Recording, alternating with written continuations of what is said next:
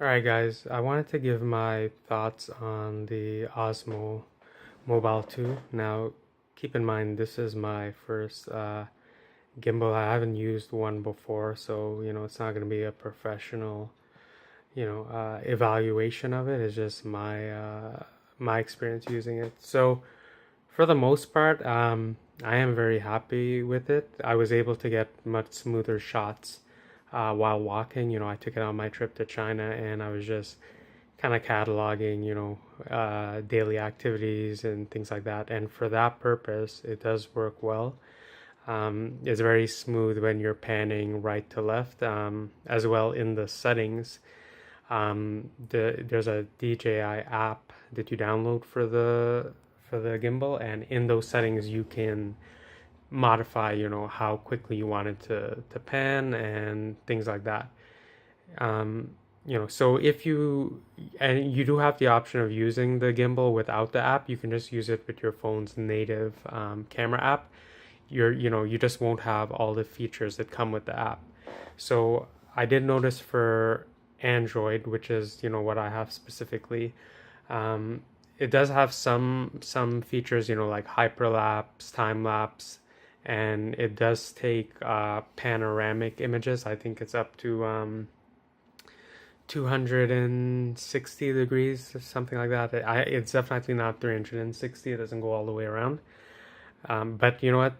This is marketed as for iPhones, and when I look at the functionality in the app for an iPhone, the functionality is way more robust. There's way more features in the iPhone app, versus when you download the app and you're using an Android phone. So that's the only thing I would caution you about. If you are gonna get this and you're looking at all the cool features, and you want to try it, if you have an Apple iPhone, you're gonna see the most benefit from it.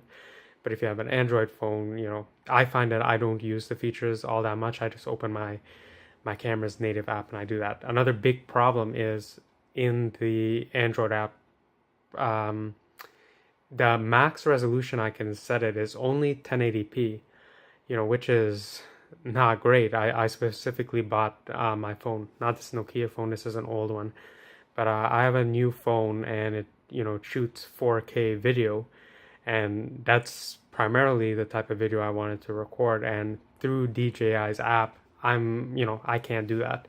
I can only set 180p and it's at 30 frames per second. So, I've checked online and there's a lot of people who are complaining about that, but DJI hasn't fixed that, or, maybe they don't ever plan on fixing that and they're just throwing, all their efforts, behind people who have Apple devices. So if you're going to use this just strictly as a gimbal for, steady shots and to reduce shake when you're walking, it's going to work perfect for that. And you could just use it through your camera's native app. And then from there, you can set, 1080p, 60 frames a second, or 4K. But if you're banking on using the DJI app, then, just be warned that a lot of the functionality is not going to be there. It's going to be pretty watered down in terms of what you get. But yeah, if you get a chance to check it out, definitely try it. Battery life is pretty good. I can do close to a full day, and I still have a charge on there. So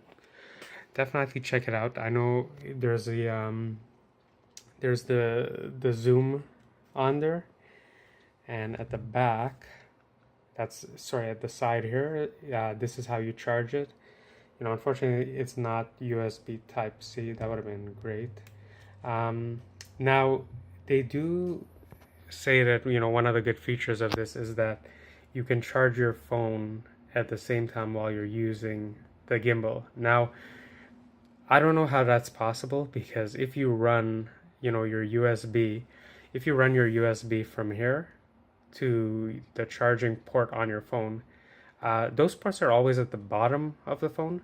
And just like I'm showing you here, it's somewhere at the bottom here. And if you look at the gimbal, it's sitting pretty much completely flush, so there's no place to put a cable. Now you can tilt this out, but this is a pretty heavy phone. It's 185 grams, so if I actually tried to slide this out to accommodate that cable, it's not going to be balanced very well, and I'm not sure, the gimbal can compensate for, everything being the weight being so offside, one-sided like that. So, you know, I I don't think, yeah, it is possible. You can maybe swap the phone, but then the camera is going to be just hitting this arm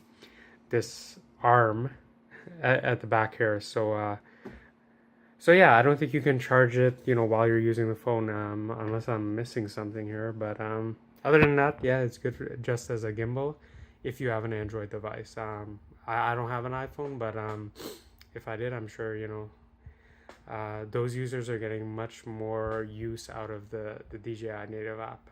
All right, that's all for today, guys. Thanks. Bye.